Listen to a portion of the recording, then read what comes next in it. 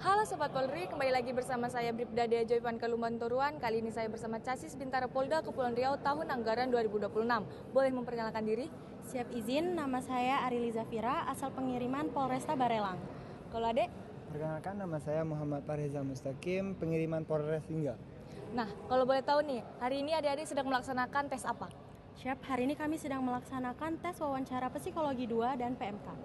Nah, apa harapan adik di tahun 2026 ini?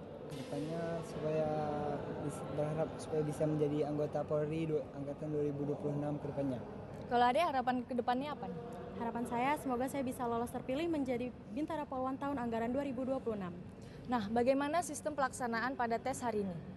Untuk hari ini tesnya menggunakan sistem betah, bersih, transparan, akuntabel, dan humanis.